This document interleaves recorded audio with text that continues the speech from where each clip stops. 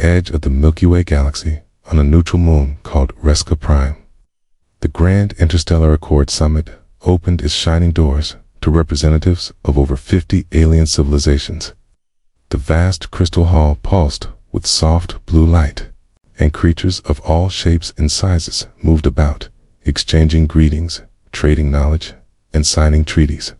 Among them walked Princess Virelia of the Solari Dominion, her body tall and slender, made of a pale blue crystal that shimmered as she moved. Her eyes glowed like starlight, and her thoughts flowed with clarity only the telepathic Solari could. Understand? Key had studied over 1,000 species, understood over 400 languages, and memorized the biological structures of countless life forms. But today, for the first time, she would meet humans. She had heard rumors, of course primitive, emotional beings with strange customs and unpredictable behavior. Many Solari found them amusing. Others warned of their dangerous unpredictability. When the human delegation entered the hall, led by Captain Eliza Tran and Dr. Theo Marr, the Solari turned to observe. Humans were small compared to many other races, their forms soft, covered in cloth, with strange facial expressions and loud voices. Virelia's first impression was one of confusion. Why did they smile so often? What was the purpose of laughter? Still, she was curious. She walked to the human table, offering the formal Solari greeting, a silent nod, and a glowing pulse of light from her core. Captain Tran bowed awkwardly in return, and Dr. Marr beamed, clearly excited. Princess Virelia, he said, holding a tablet, we are honored to meet you. I have studied Solari neurobiology for years. Would you allow a small cultural exchange? Virelia agreed, intrigued by their offer. Dr. Marr tapped his tablet, and a hologram appeared, showing the Earth, then human families, then internal images of human anatomy. This, he said, is how we reproduce. Virelia watched with interest at first, but as the simulation continued, showing cellular fusion, embryo development, and then live childbirth, her expression shifted from curiosity to horror.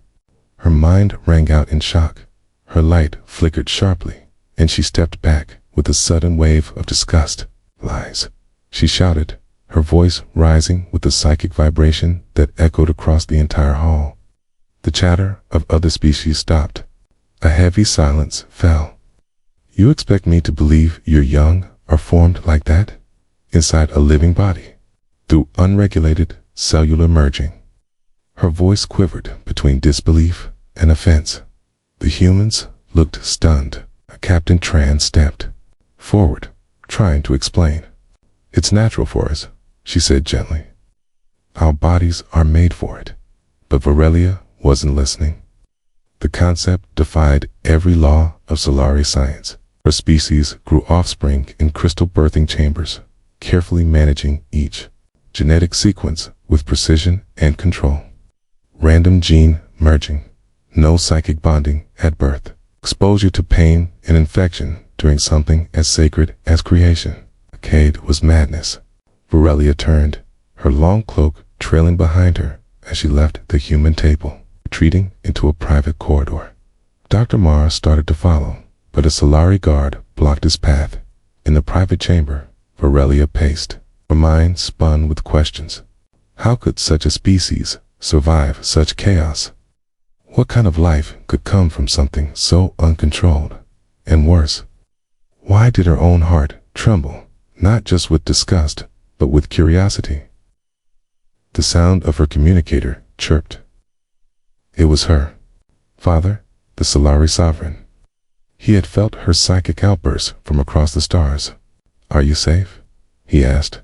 Yes, father, she answered. But the humans, they are far stranger than we believed. Her father's voice was stern. Keep your distance. Curiosity is dangerous when it leads into darkness. Virelia ended the call and stared out the tall crystal window, watching Earth's sun from afar. She didn't trust the humans, but something inside her, something quiet and unformed, wanted to understand. Outside, the summit slowly returned to motion, but whispers spread across the hall. The Solari princess had rejected humanity's greatest truth, and humanity's soft, wild humanity had just become the center of galactic attention. The news of Princess Virelia's outburst spread like fire across the summit chambers, and by morning, every delegate on Reska Prime had heard that the Solari heir had accused the humans of deceit in front of 50 alien species. Now, diplomatic tension hung in the air like a storm waiting to strike, and Earth's delegation faced a crisis they could not afford to ignore. Captain Eliza Tran sat with Dr. Theo Marr in a high-security lounge beneath the summit halls, both visibly shaken yet determined to fix the situation before it escalated into a full political disaster. And after several urgent messages and a long debate among Solari officials, a private meeting was arranged between the princess, Dr. Marr, and Captain Tran under strict protocols and heavy psychic shielding to avoid emotional disturbance. When the princess entered the neutral chamber, her crystalline form was more subdued, glowing with a dim, cool hue, and she regarded the humans not with anger this time, but with a deep, readable silence that made Dr. Marr feel like a subject under a microscope. He cleared his throat, nerves visible despite his years of training, and said, "Princess Virelia, I apologize if I shocked. We only wished to share knowledge." But she raised a hand to stop him and said flatly, "What I saw was not knowledge. It was chaos, danger, and disorder disguised as nature." Her voice was steady, but her thoughts flickered across the room like stray lightning. And Captain Tran spoke carefully, choosing each word like stepping over thin ice. "It may look strange to you, but for us, it works and we thrive with it." Virelia's eyes narrowed. "And you truly survived this process? You don't use any artificial control?" Dr. Marr nodded. "There are medical aids, yes, but the process itself is natural. It's part of who we are." A long silence followed, broken only by the gentle hum of the shielding walls. And finally, Virelia said, "I will not call you liars again, but I need to see more. Your species is too strange to be taken at face value." The humans exchanged a quick look and then offered something bold: a cultural tour, a visit to Earth, to show her not only the science, but the people behind it, the families, the choices, the strength hidden beneath their soft skin. Virelia hesitated. Traveling with humans was a risk politically and personally, but curiosity, that dangerous ember, still burned inside her, and she agreed. Though, under one condition, she would travel under full Solari diplomatic status, with her own guards, and record every moment of the journey for her royal court. Within hours, arrangements were made, and a sleek Solari observation vessel followed the human ship as they jumped into Earth orbit, where blue oceans and green continents spun peacefully below, and Virelia watched in silence, unsure if she had entered a cradle of life or a world of madness. Their first stop was New Mars City, where a family of human triplets, all born on the harsh red soil, waited to meet her with bright smiles and nervous energy. And as the three children ran forward, holding up messy, hand-drawn pictures of stars and spaceships, Virelia froze. Their movements were clumsy, their thoughts unfiltered, full of imagination and noise, and yet something about their raw, unshaped minds tugged at her own memories she didn't know she had. Dr. Marr knelt beside them, translating their giggles into simple galactic common "hey," and one of the children suddenly hugged Virelia's leg without fear or hesitation. The Solari guards stepped forward, but Virelia raised her hand. She looked down at the child's eyes, wide voice barely a whisper, "You are not afraid of me." The child shrugged. "You're shiny." It made no sense, and yet it pierced something deep within her, deeper than she wanted to admit. Later, as they toured the Martian hospital where the triplets were born, Virelia studied holographic records of the birth, the data of prenatal care, the stress levels of the mother, the improvised medical tools used when a solar storm delayed supplies. It was dangerous, the doctor said, but we made it work. The words rang in her head. We made it work. No control, no design, just instinct, courage, and an impossible will to protect life. That night, she returned to her guest quarters and found herself unable to meditate. Images of the children and their drawings replayed in her mind, and for the first time in her life, her dreams were not guided by the Solari network. They came wild and untamed, flashes of emotion she didn't understand. The next morning, her top advisor contacted her with sharp concern. This exposure is weakening your clarity, Princess, he warned. You must leave Earth before their disorder infects your core.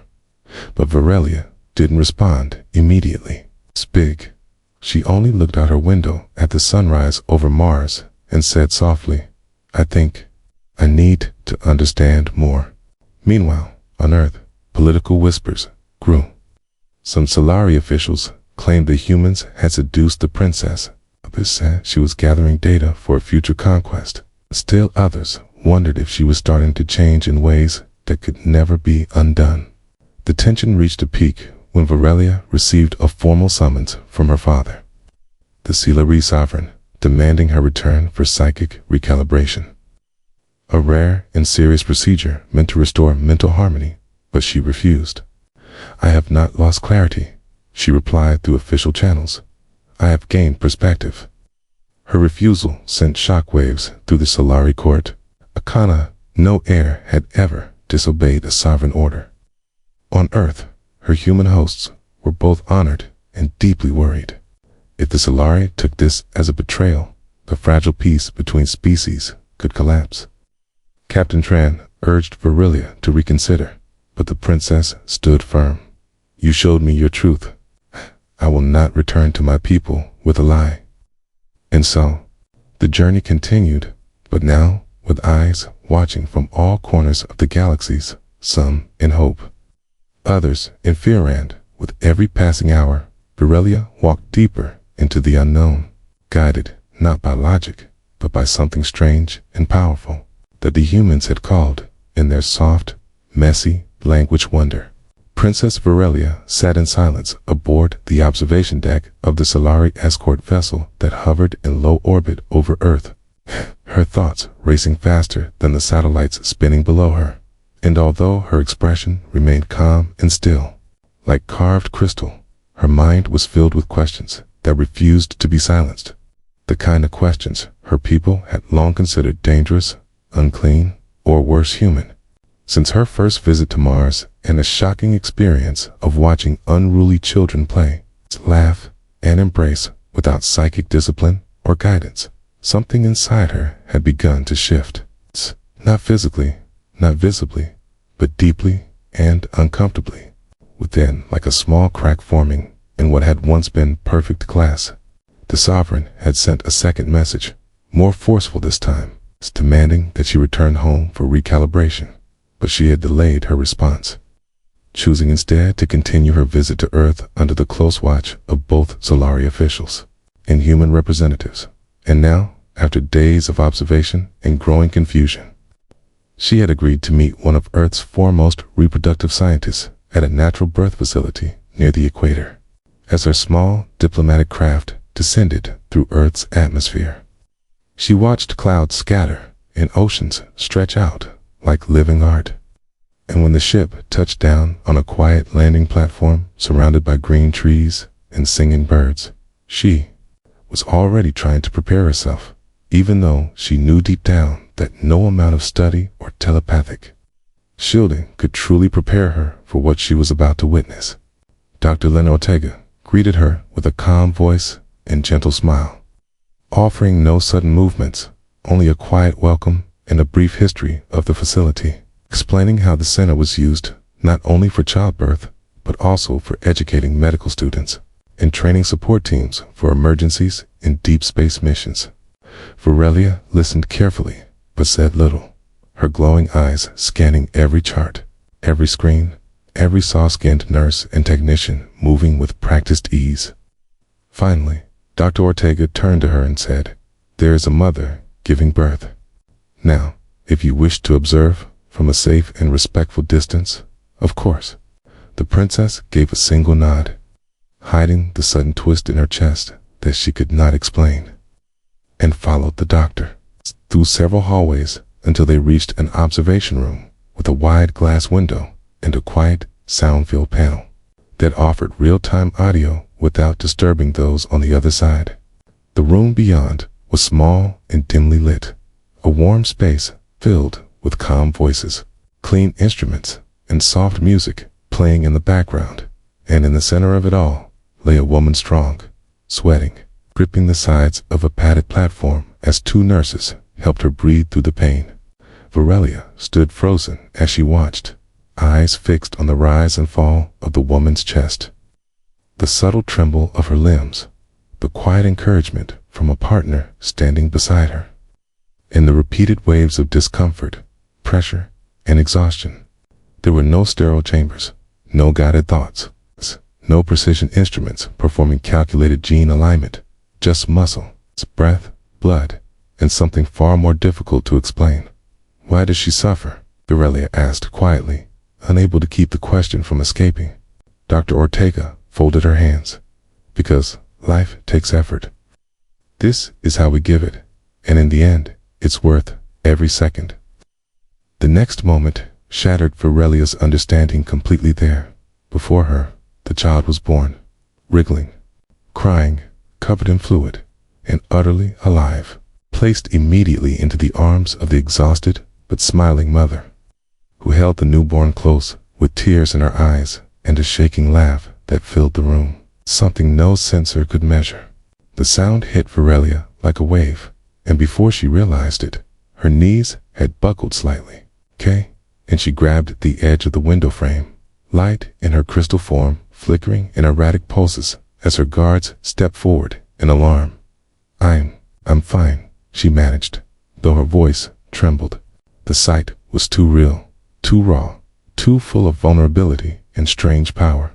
And though she had seen far more complex biological systems, nothing had ever made her feel so small, so unprepared. Back in her guest suite that evening, she tried to meditate, to find silence within her own thoughts. But the sound of the newborn's cry kept returning to her mind, not frightening, but honest, as if life itself had spoken directly to her. Days passed. She attended more sessions, reviewed more data, visited families, watched fathers hold babies for the first time. Watched toddlers tumble through parks while parents ran after them with tired smiles, and every moment left her more unsettled, more aware of the quiet, widening gap between what she had always believed and what she could now see. She had always thought of her people as the most advanced, and in many ways they were, but now she realized something chilling. They had forgotten what it meant to feel things they could not control. For all their science, for all their power, they had cut out the mess, the fear, the laughter, the tears, and in doing so, perhaps they had lost more than they knew. She tried to speak with her advisor again, but his words were cold, accusing. "You are letting the humans infect your sense of reason. We will extract you soon, whether you agree or not." That night, she had a dream, only this time she could not explain it as a neural misfire or memory echo. In the dream, she was holding something, Simona, small creature, fragile but warm, breathing, sleeping against her chest. She woke with a start and found tears on her face, something no Solari had experienced in over 1,000 generations. Ashamed and confused, she locked the doors to her suite and requested isolation. When Dr. Mara visited the next morning, she refused to see him at first, but then changed her mind. "Come in," she said softly, and when he entered, he found her sitting near the window, gazing out over the ocean. "I was raised to believe creation must be perfect, controlled, flawless," she said without looking at him. "Now I see that maybe perfection is not the highest form of life. Maybe it is the mess. Dr. Marr sat across from her. It's okay to be confused. It's not weakness, it's learning.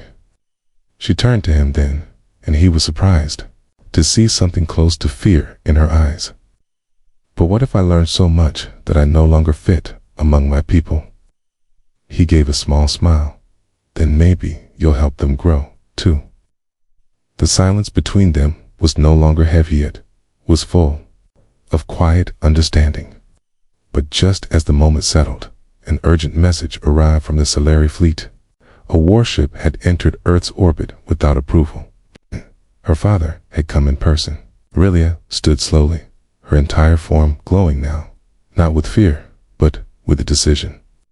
I must face him, she said, and her voice no longer trembled. Dr. Marr nodded. We'll be with you. And so, while the stars watched and the galaxy waited, the princess, who once shouted lies, now stood at the edge of a truth so raw, so wild, so human that it threatened to change everything.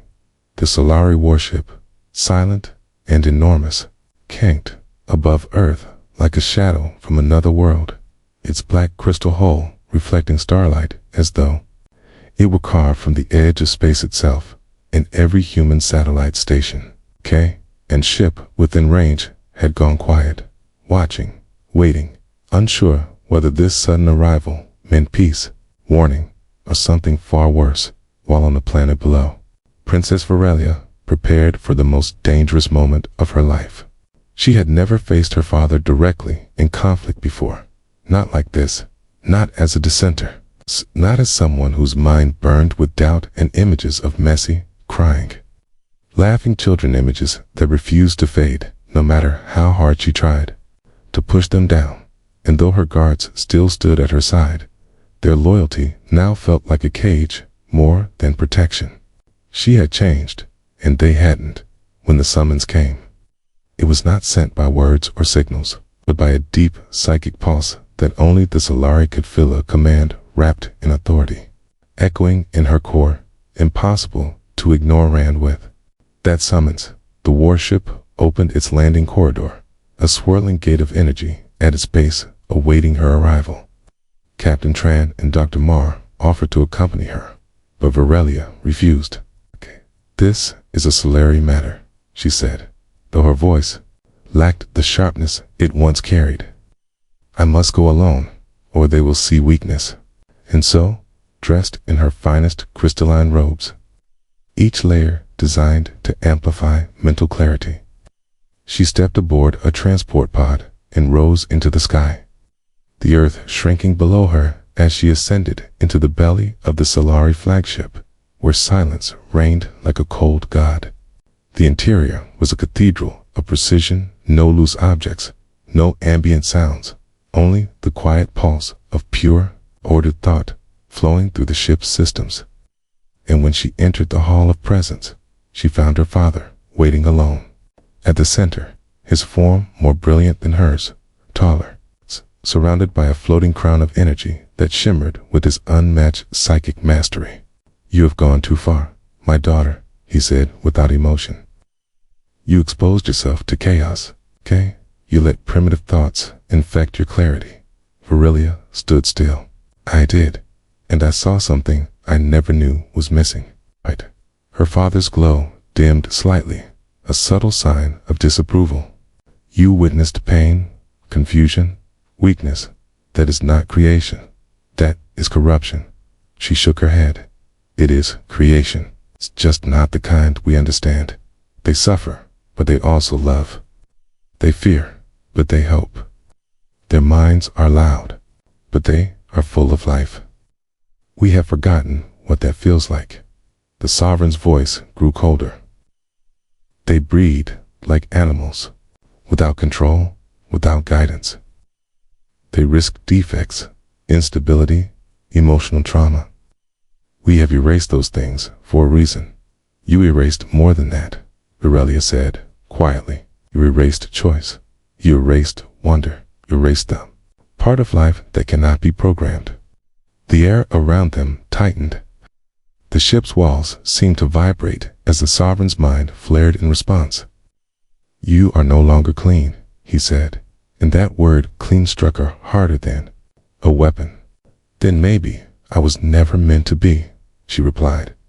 Maybe we weren't meant to be perfect. Her father turned his back on her then, stepping toward the ship's core chamber. Q will return to the calibration halls. Q will be purified. No, she said, and her voice echoed with the sharpness he did not expect. I won't give up what I've found. I won't forget the children. I won't forget the mother. I won't forget how I felt. The sovereign paused. Then you are lost to us. And in that moment, the walls of the ship began to close inward, not physically, but mentally. Waves of psychic pressure crashed into her, trying to crush her thoughts, strip away her new memories, or overwrite her mind with silence and control. And Varelia fell to her knees, light flickering violently across her skin, her breath coming in broken gasps. But she did not yield. She thought of the drawings the triplets had made, the mother's shaking hands holding a newborn, the dream she'd had of holding something fragile and warm. And those thoughts burned brighter than the sovereign's pressure. And in that defiance, her mind formed something that Solari had not seen in generations. A fracture of order, a blooming of chaos, a garden in her mind where nothing was controlled, and yet everything was alive. She screamed, not in pain, but in clarity, and the pulse of her scream shattered the psychic grip around her. The sovereign stumbled back, stunned. You've become unstable. No, she whispered. I've become awake. And then she fled, running through the corridors of the ship, chased not by guards, but by the echo of a life she could no longer return to. Her thoughts too loud, her heart too full. She reached the transport pod just as the ship began sending lockdown signals. But Earth's command center, monitoring everything from below, had already activated a retrieval beacon, and Captain's voice crackled through her comms. We've got you, Varelia. Get out now. The pod detached, falling like a star back toward the blue planet below, heat flames licking at its shell as the warship loomed behind it, moving, confused, perhaps even afraid of what their princess had become. When she landed, emergency crews pulled her from the pod, and Captain Tran ran to her side. What happened up there? She asked. Varelia looked at her with tired eyes and said, Only I broke the silence. Days passed, and while the Solari ship remained in orbit, it made no further move.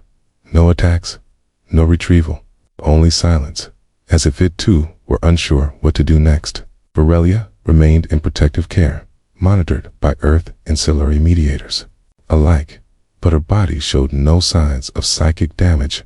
Instead, her readings showed new patterns, unknown energy spikes, as though her mind had begun to evolve into something new, something neither Solari nor human. Word spread, whispers traveled through both civilizations, feared her. Some saw her as a threat, others called her the bridge. And Varelia, once a model of discipline, now found herself drawn not to perfect halls or polished chambers, but to gardens, real gardens, wild and messy and full of things that grew in their own time, their own way. She spent hours walking through Earth's botanical centers, watching bees, touching leaves, learning the names of things that grew without order. And in her mind, she began to build a new kind of palace, not crystal or control, but of roots, sunlight, voices, and the unpredictable rhythm of life. She knew her people might never accept her again. She knew war might still come, but for now, in the Garden of Chaos, she found peace, not in silence, but in the music of everything Earth had taught her to feel. Above Earth, the Solari warship remained still like a watchful mountain floating in the stars, a dark shape with sharp edges and cold light pulsing deep in its heart. And though it made no move, its presence grew heavier by the day, casting a long shadow over diplomatic stations, Earth cities, and every eye turned toward the skies, waiting for what would come next. The world knew something had changed. Whispers spread in both human and Solari communities. Rumors of a princess who had defied her own kind, who had touched something raw and beautiful among humans and come back changed, not broken, but transformed. And while some feared this change, others saw it as a beginning, not an end. On Earth, Princess Virelia stood quietly within the great human assembly. Her crystal robes, now dulled and altered, mixed with soft cloth and natural earth fibers that moved with the wind. No longer stiff and shimmering like those of her people, and as she waited for the council to gather, her mind pulsed with pressure, not pain, not fear, but in alertness, a sense that everything now balanced on a fragile thread, stretched between stars and decisions that could not be undone. Dr. Marr stood nearby, his tablet in hand, but his eyes always on her, while Captain Trant moved between stations, speaking quickly with security teams and international advisors. And in orbit above, small Earth ships hovered like insects beside the massive Solari vessel, tiny but present, a symbol that the humans would not run, not this time. The assembly chamber grew silent as Virelia stepped forward, and every screen around the globe lit up with her image, broadcast to billions who had never seen a Silari speak so freely.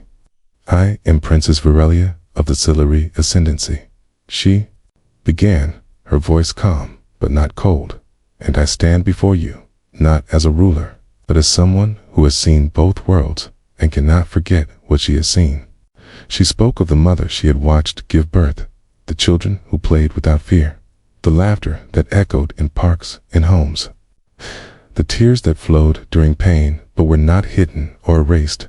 And with each word she spoke, the tension among the human delegates shifted, not gone, but stirred by something real, something personal, something deeper than fear or duty. "We once believed you were beneath us," she continued, "primitive, chaotic, flawed. But now, I see that what we called flaws may be the very things that give your lives meaning. You choose, you feel, you grow. Not in perfect order, but in honest struggle." Above them, her father, the sovereign, watched in silence, his mind linked to every Solari vessel and every loyal mind still on Earth. Though he had not spoken publicly since her return, she felt his presence pressing at the edge of her thoughts, not attacking, but waiting. After the speech, she left the chamber with the quiet support of Earth's leaders, but peace did not follow. Hours later, the Solari sent an official transmission not to Earth, but to the galaxy. "The princess has fallen to disorder," she speaks not for the ascendancy, but for herself. "Earth will prepare her for war, and so we will prepare for justice." Across the stars, allied worlds began to take sides. Some Solari colonies began to question the sovereign's decree, their citizens murmuring in private about freedom and feeling. Others, more loyal, began rallying fleets.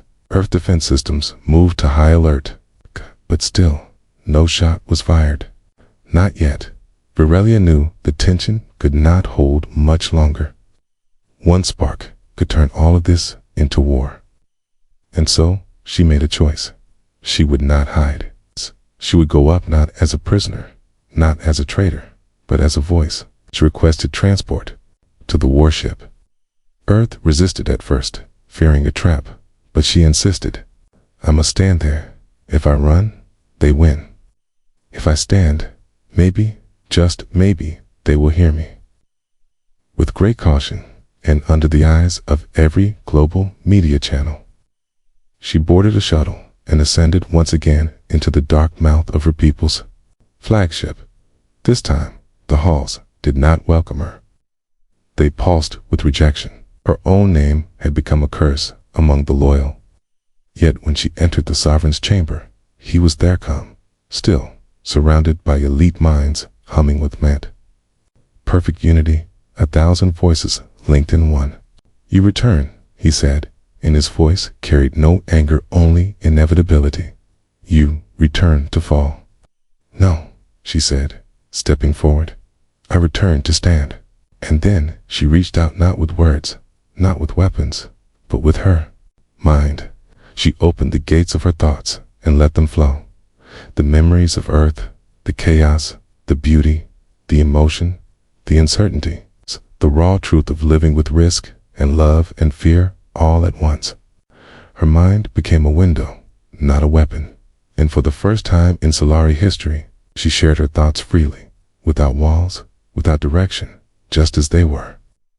The sovereign staggered, not from pain, but from confusion. His order could not contain it. His perfection could not absorb it. His unity faltered. And in that moment, some of the minds behind him blinked, literally and mentally blinking out of the network, pausing, thinking independently for the first time in ages. She spoke again. We were not meant to be gods. We were meant to live, to grow, to change. The chamber cracked, not physically, but in silence, in pattern, in psychic rhythm. Small breaks in the wall of order, then larger ones. Some Solari stepped back. Others shook their heads. Few dropped to their knees, in mental shock. But the sovereign stood firm. "This," he hissed. "This is infection." "No," she whispered. "This is truth." And then he attacked, not with a weapon, but with pure mind force. A tidal wave of pressure meant to crush her thoughts, erase her memories, restore her to silence. But she did not face it alone. Down on Earth, Dr. Marr, Captain Tran, and millions of humans who had seen her speech, who had felt her struggle, who now reached back with their own thoughts, sent messages, emotions, broadcast noise, yes, but real, living, burning with chaotic hope. And that energy surged into the ship, through Earth's transmission relays, through the open psychic web. And in that moment, the balance shifted.